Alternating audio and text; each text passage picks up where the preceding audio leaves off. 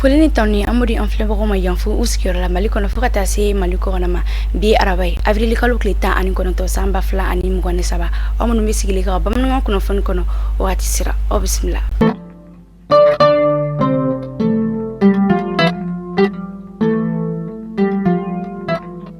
Kuna fandamela mali au conseil islamique nyamaba Ousmane Cherif Madan Aidara ale koni kumana ayo wuli dake ka nyashi mali autorité ma ko wale dobe ka ke mali justice konnala wale mini atira jun kosabe ayira ka foko kurukire kuna le ka tableau ale ni tableau were koni nyon sur justice konnala ko ale koni me kiri o daja aka tableau mogolla ninga soroka kiri o dagu ya fando e mogola Ousmane Madan Aidara bala donya ka foko ni fenche juba e wa femindo adalente kiri konnala sabula kiri kunankola dina ko manga jate kuma te tableau koma nga kiri akanga ti atiga chogorela la diria o kondana mi Ousmane Madan Aidara angaje aka korofola me akuka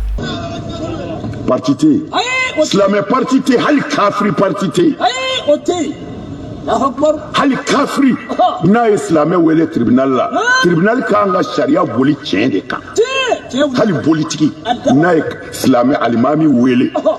abi juger jamana sharia de ka ala tanga jamana kiri kodi kafri ni islamé che oteo malien ni nyonche kafri ni islamé ti tribunal law kadriya ni wahabiya ti tribunal la kana baniya kibado ka amita kuligoro bi araba avril kalo klita ani konoto samba fla ani mugane saba binkera sira kurula ali gendarmerie kan nege kanye konoto wati kulu marfatugo fe sira kurula ali yere ni kuligoro che kilometre bi oro bonyon ko do kuna fanu mi ambulo ni wati na bilan kon mabo mi me ayira ka fo ko mugoni tura la walma mugoni mato ala akli na jigina ni ya chien sabadi bimbeka ke sira kurula ali gendarmerie kan ni wati labanu konnana kuna fan wera nasrala amita yanfuke lakana balia buna ko kan wasaka moko ulu akilisi uka sugu jodo yawla uka siga na uma ko nyana bo akilisi ukona na odi okum kona abi wati jamo fintu ko ni mika yala yanfuke na lamini bela jilina ubedo ali su ko no la wala saka patrouille police garde gendarme fota se so la suma luka bulu di nyoma o koni ye na fa bari la se sigla mo uluma